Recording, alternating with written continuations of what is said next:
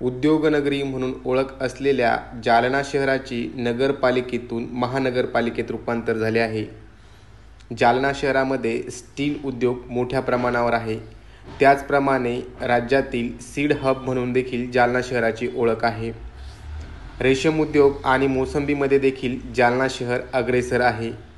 जालना शहरात महानगरपालिका अस्तित्वात आल्यानंतर शहरामध्ये कोणते मोठे 5 बदल होतील हे आम्ही महापालिकेचे नवनियुक्त आयुक्त संतोष खांडेकर यांच्याकडून जाणून घेतलं. सर्वप्रथम मी जालना शहरवासियांचं आणि नागरिकांचं जालना नगर परिषदेचं महापालिकेत रूपांतर झाल्याबद्दल अभिनंदन करतो आणि प्रशासनाच्या वतीनं अधिकाधिक चांगल्या सुविधा आणि गतिमान प्रशासन देण्यासाठी प्रशासन प्रयत्न करेल याची ग्वाही देतो.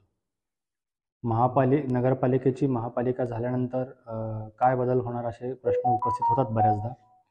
याच्यामध्ये जे मुख्याधिकारी नगरपालिकेत काम करतात आणि त्यांच्या सेंटरलाच पूर्ण कामकाज चालतं, तर अधिकाऱ्यांची संख्या वाढल्यामुळे राजपत्रित अधिकाऱ्यांची संख्या वाढेल.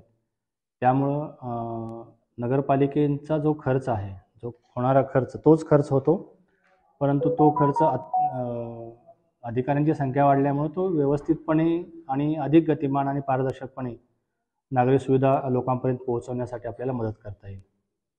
त्या व्यतिरिक्त असा विषय आहे की जकात अनुदानाच्या संदर्भातचा आहे.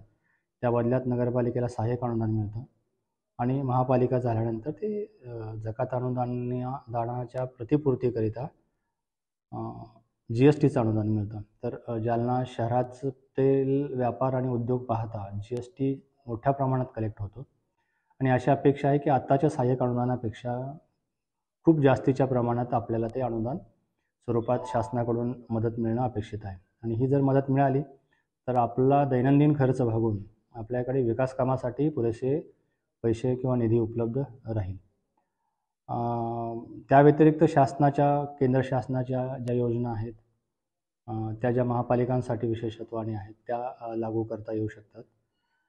आणि आत्ता जो गॅप आहे ॲडमिनिस्ट्रेशनमध्ये, कारण मधल्या स्तरावर मुख्याधिकारी आणि काम करणारा प्रत्यक्ष फील्डवर काम करणारा कर्मचारी याच्यामध्ये जे गॅप येतो तो गॅप चांगल्या पद्धतीनं महापालिका झाल्यानंतर भरून निघेल आणि एक चांगलं सुपरविजन होईल, फायनान्शियल डिसिप्लिन राहील आणि सर्व्हिस ही जी सर्व्हिस इंडस्ट्री आहे महापालिका, त्याची सर्व्हिसची क्वालिटी आणि त्याची लवकर लोकांपर्यंत कशी पोहोचेल, तक्रार निवारण कमीत कमी वेळेमध्ये कसं करता येईल, ह्या गोष्टीसाठी निश्चितपणे फायदा होईल.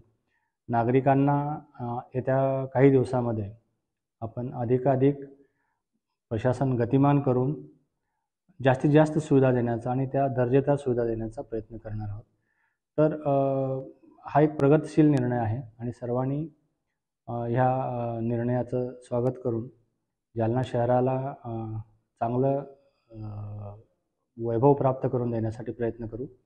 त्यामध्ये प्रशासन काम करेल. सर्व नागरिकांना विनंती राहील की आपणही प्रशासनाला मदत करावी. जालना शहर महानगरपालिका झाल्यानंतर शहराला अनेक फायदे होणार आहेत. सर्वात महत्त्वाचे म्हणजे राजपत्रित अधिकाऱ्यांची संख्या वाढल्याने कामात सूत्रबद्धता येणार आहे. त्याचबरोबर केंद्राच्या योजना महानगरपालिकेला लागू असतात, त्यामुळे या योजना आता जालना शहरासाठी देखील लागू होणार आहेत. शासनाने घेतलेल्या या निर्णयाचं सर्व शहरवासीय स्वागत करत असून या निर्णयाला तसेच यापुढे महापालिकेला नागरिकांनी सहकार्य करावं अशी अपेक्षा महापालिका आयुक्त संतोष खांडेकर यांनी व्यक्त केली आहे. नारायण काळे, न्यूज 18 मराठी, जालना.